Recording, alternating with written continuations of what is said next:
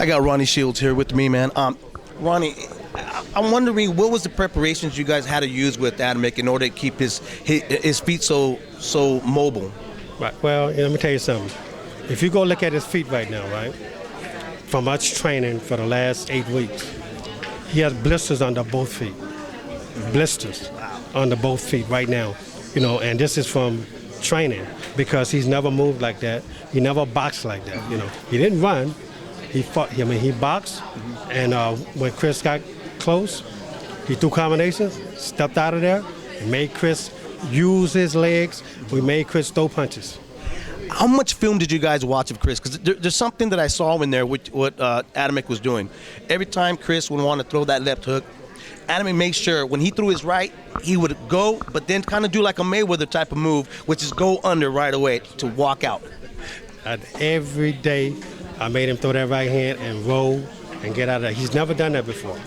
He's never done it before. Especially with the head movement, he's never done that before.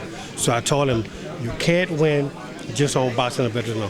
You got to make him miss, got to make him get tired, but you just can't let him set his feet. You let him set his feet, that's bad news for us. And he just kept him on balance the whole night.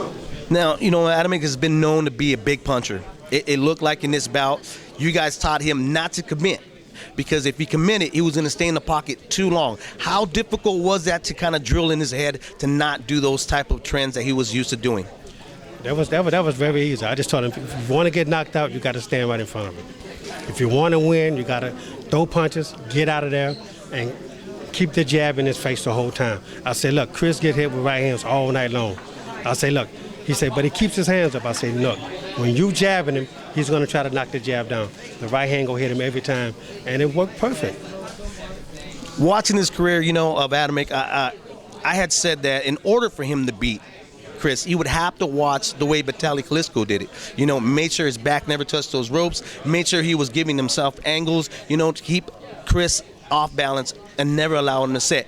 When you were called on to help out, to get this heavyweight ready to be prepared, were you in belief that you can do it, or was this, like, oh man, this is going to be a tough job. This is a task. Well, look, I knew it was going to be tough. Without a doubt. But here's one thing I did. I went back and I looked at the Strata fight, with Tomas. I looked at the Strata fight. Then I went and I looked at a couple of Chris fights. The one with Walker, Travis Walker, and the other one with, I forget the other guy's name. And I watched everybody stood right in front of him. Boom, boom, boom, hit him. And even, Walker dropped him. Right. But stood right in front of him, and let Chris come back. And, Chris is strong. Chris can punch. But you make him miss. I noticed how he started getting tired. And look, let me tell you something. I watched another fight when he fought, I can't think of the guy's name, but they fought in Las Vegas. Chris weighed about maybe 230. That Chris right there would have been a much harder fight for Tomas tonight. At 230 pounds, Chris Arreola is very difficult to beat.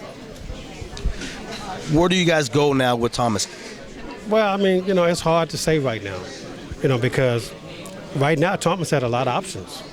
He does. He has a lot of options. He don't have to go up and right now and fight for a world title. He don't have to do that. So, I think the whole team's got to sit down and see what's the next best move. Let me ask you this. Out of all the guys that moved from cruiserweight to go in the heavyweight division, from David Haye, from James Toney, even Roy Jones, do you feel that Thomas is by far the more credible guy right now because he took on one of the more dangerous heavyweights? Without a doubt. Without a doubt. Let me tell you something, man. I have always said that Chris Arreola was in the top 3 or 4 heavyweights in the world. Always. But, again, I think if Chris would dedicate himself and get down 230, I'm telling you, he'll be a danger for anybody. But give Adamek a lot of credit because he did. Yeah. He took on one of the hardest hitting, best heavyweights in the world today. But I tell you something. When you look at Tomas in all his fights, he always throw a lot of punches. He make the fight, he had to do a 360 in order to fight Chris Arreola, and he did that. We got Ronnie Shields, brother. Thank you very much, man. Appreciate it.